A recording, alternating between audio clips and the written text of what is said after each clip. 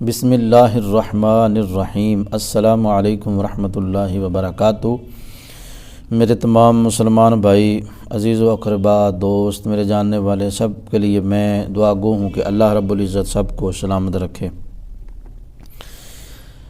شاہانہ زندگی گزارنے والے اللہ رب العزت نے جنہیں مال دیا ہے، دولت دی ہے، گھر بنگلے اور سواریاں، ہر چیز دی ہے، یعنی شاہانہ زندگی گزارنے والے میری اس بات پر توجہ دیں۔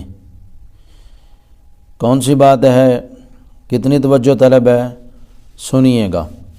حضور نبی اکرم صلی اللہ علیہ وآلہ وسلم غزوہ خندق کے دوران آپ 3 دن سے فاقے میں تھے اور پتھر باندھ رکھے تھے، اور حضرت عائشہ صدیقہ رضی اللہ تعالی عنہا، مومنوں کی ماں، ہماری ماں، فرماتی ہیں کئی دن گھر میں چولہا نہیں جلتا۔ حضرت انس بن مالک رضی اللہ تعالی عنہ بیان فرماتے ہیں کہ حضرت فاطمہ الزہرا رضی اللہ تعالی عنہا ایک بار روٹی لے کے آئیں، حضور کی بارگاہ میں حاضر ہوئیں، اور حضور نے فرمایا اے فاطمہ، یہ پہلا کھانا ہے جو کہ 3 دن کے بعد تیرے باپ کے منہ میں گیا ہے۔ اللہ اکبر کبیرہ۔ حضرت عمر رضی اللہ تعالی عنہ اپنے دور حکومت میں آپ خطبے کے اندر ارشاد فرماتے ہیں، اے لوگو، میں نے حضور علیہ السلام کو ایک روز دیکھا کہ بھوک سے بے تاب تھے، ان کے پاس کچھ نہیں تھا۔ رسول اللہ صلی اللہ علیہ وآلہ وسلم جب اس جہان فانی سے رخصت ہوئے تو وراثت میں کچھ نہیں چھوڑا، اور اسی شام حضرت عائشہ صدیقہ رضی اللہ تعالی عنہا نے چراغ جلانے کے لیے جو تیل لیا وہ بھی ایک پڑوسن سے عاریتاً آپ نے منگوایا۔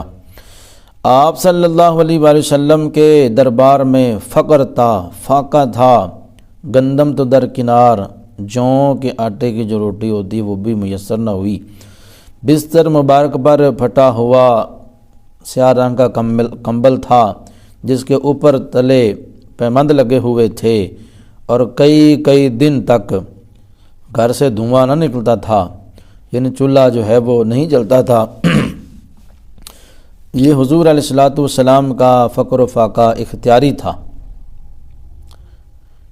انہوں نے اختیار کیا تھا، عملی طور پر امت کو بتایا کہ تصوف کے میدان میں کم کھانا روح کی غذا ہوتا ہے۔